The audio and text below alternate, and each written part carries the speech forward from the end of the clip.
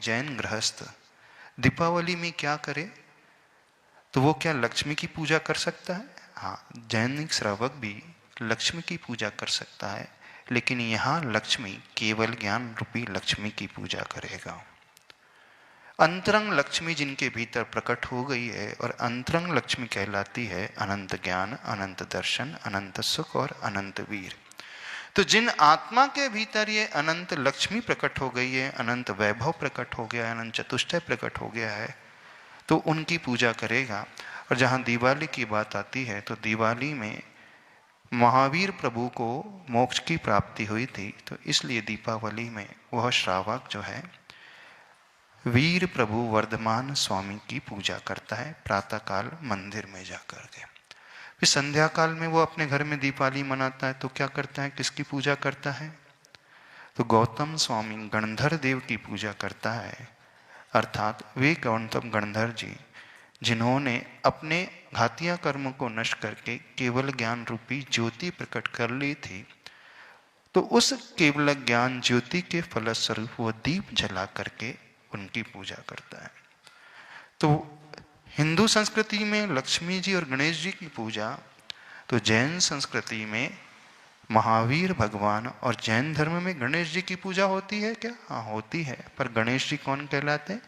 गणों के जो ईश, गणेश शब्द बना है गण धन ईश, यानी जो गणों का ईश, ईश अर्थात स्वामी है, वो गणेश कहलाता है।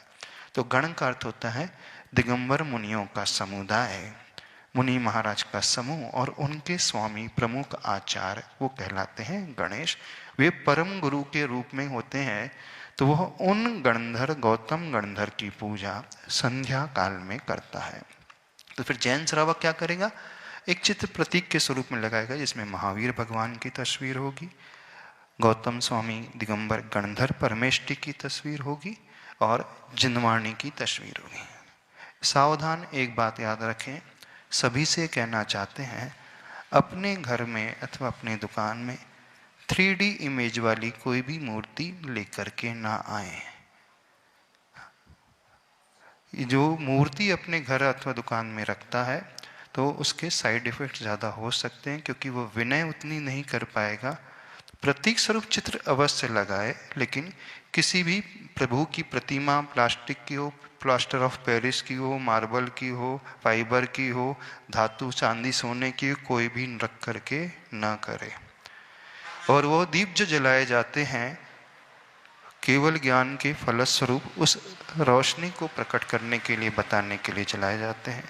16 दीप जलाए जाते हैं। वह 16 कारण भावनाओं के प्रतीक होते हैं, जिन भावनाओं को भा करके महावीर प्रभु ने तीर्थंकर प्रकृति को बांधा था। और जब उन्हें केवल ज्ञान प्रकट हो गया गौतम स्वामी जी को, तो 64 रिद्धि प्रकट हो गई। अर्थात अंतिम समय में गोधूली बेला में केवल ज्ञान रूपी रिद्धि प्रकट हो गई।